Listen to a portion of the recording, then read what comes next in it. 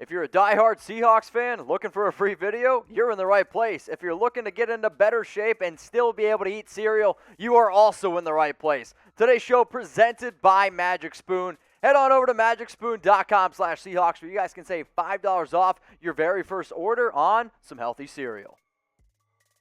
Pete Carroll, is he a top 10 head coach in the National Football League? CBS Sports ranked every single coach heading into the 2021 season. Carroll, he came in ranked at number 7. Our job here at Chat Sports is to be able to talk to you guys what's going on around the internet or what's going on around each team and then give our opinion on it. But not only that, I want you guys interacting with me on every single question that you see on today's show. So he's entering his 12th year with the Seahawks, but entering his 16th year as a head coach because remember, he was also a head coach, then he went to USC, then he came back to the NFL, and now he's with Seattle. So here's his career record with Seattle. 112 wins, 63 losses. He has a tie. That's a career winning percentage of 0.639. So that's actually one of the better career coaching records, if you will. But when you really look at what he's been able to do throughout his entire career, it has been very impressive. Not only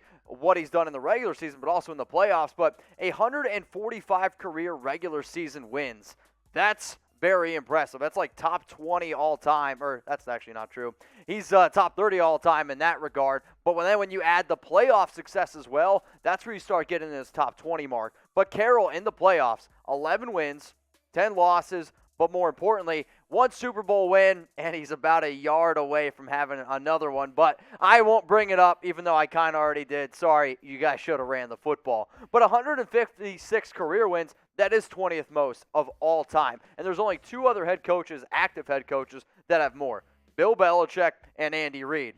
Both of the coaches did actually end up a little bit higher than Carroll, which I don't really blame them. So when you saw that Carroll was ranked as the 7th best head coach in the league, what was your initial reaction to that, right? We're going to go back to school, and I want you to go down and I want you to grade it. So A was like you 100% agree. You love the fact that he's the 7th.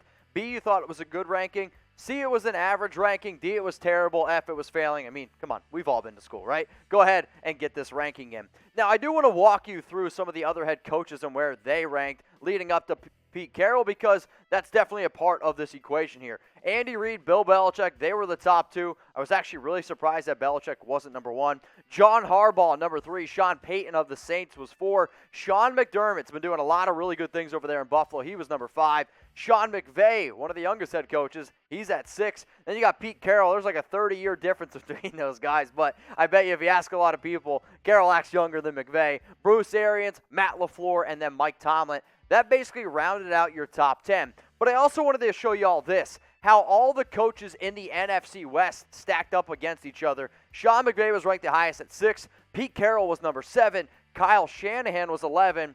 And Cliff Kingsbury, he was all the way down at number 22. But you know what? I want you guys to vote because even though McVay was ranked higher, and I could even make the argument that Shanahan might be the best coach in the NFC West as well, but I want you to vote on who is the best coach in this division. If you think it's Sean McVay, type SM. If you think it's Pete Carroll, PC. If you're going to go with Kyle Shanahan, KS. Or if you're going to go with Cliff Kingsbury, which I really disagree with, you can go ahead and type KK. No disrespect to Shanahan. No disrespect to McVay. I am actually going to roll the dice here with Pete Carroll. I've always loved to see what he's been able to do. He's a player's coach. Those are the kind of coaches that I like. He's also had a lot of success, and he's actually one of the only ones that has a Super Bowl ring. So that's why I'm going to go in and say it's Pete Carroll. Now today's show is presented by Magic Spoon. If you guys don't know already, you really need to go out and get your hands on this awesome cereal. 13 grams of protein, 0 grams of sugar, 4 net carbs, and only 140 calories per bowl. When I was a kid, I ate a lot of cereal. Now that I'm an adult, guess what? I want to be able to eat a lot of cereal simply because I have a sweet tooth, and when I'm chilling at night, maybe it's 10, 11, Netflix and chilling, whatever the heck I'm doing, I get that craving, and I need something to eat. And if you eat cereal, you're going to gain a lot of weight. It's just simple as that. Luckily for you, we've come out and found a brand new healthy cereal. It's available to y'all at magicspoon.com/Seahawks, and you can get $5 off your very first order. If you want to know what some good flavors to recommend, there's peanut butter, there's cocoa, there's frosted, there's blueberry. It reminds you of all the awesome cereal that you had as a kid, but it's a lot healthier. So that link's going to be in the comments. It's in the description. I guarantee if you try it, you're going to love it. And if you don't, guess what? They got 100% back guarantee.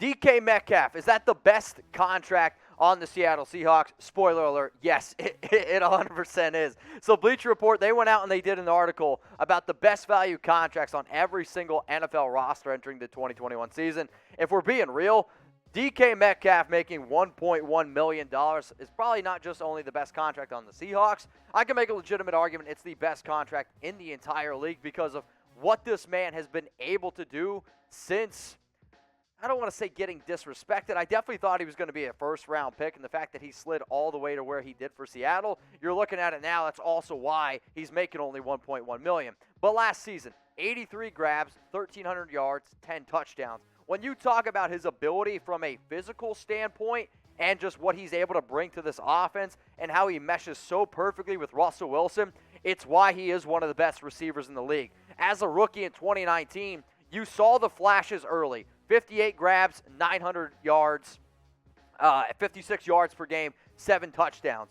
The argument was already starting to get put in there like, is DK Metcalf the best rookie receiver in 2019? Is he going to be able to take that next step? And after a 2020 season, I'll tell you what, I'm really intrigued to see how y'all answer this question here. Is he a top 10 wide receiver?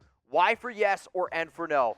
The third year in the NFL for wide receivers, a lot of times, especially for any of you fantasy football nuts out there, is known as the breakout year. I look for receivers entering that third year because it's tough as a rookie. Then the second year, you get a little bit better. If he can take that next step, he is absolutely going to be a top 10 receiver. And when I did my top 10 rankings, which you guys are about to see here in a second, I did a Metcalf as a top guy. So, yes, I would type my Y for yes. Even though Pro Football Focus has him outside their top 10, I'm going to put him in my top 10 because his physical specimen of 6'4", 225 pounds, the speed that he brings, the ability to stretch the field, he's top 10 in my mind. But if you're curious on who I have ranked over him, because I remember earlier in the offseason, Metcalf had himself, I believe, as the number 1 guy. Sorry, DK, I'm not going to agree with that. I got Hopkins and Adams at number 1 and 2. People might hate on me for this. I'm going to put Julio Jones at 3 because I think when fully healthy, he's a top 3 receiver. Tyreek Hill at 4. Allen Robinson at 5. I would love to see what Allen Robinson can do with some halfway decent quarterback play. Michael Thomas after a down year is 6, and it's kind of a shot at him after he's coming off a 2019 year with 149 grabs, but what's life going to be like without Drew Brees? There's DK Metcalf at 7. A.J. Brown, Stephon Diggs, Chris Godwin. That's going to round out my top 10. Now, here's what Bleacher Report had to say on the Seahawks' best valued contract and why they ended up going with DK Metcalf. More than 100 receivers earned more than the Mississippi product. Runner-up Damian Lewis, who's put together a strong rookie season as a starting right guard for just $891K. He just didn't stand a chance up against, well, DK Metcalf.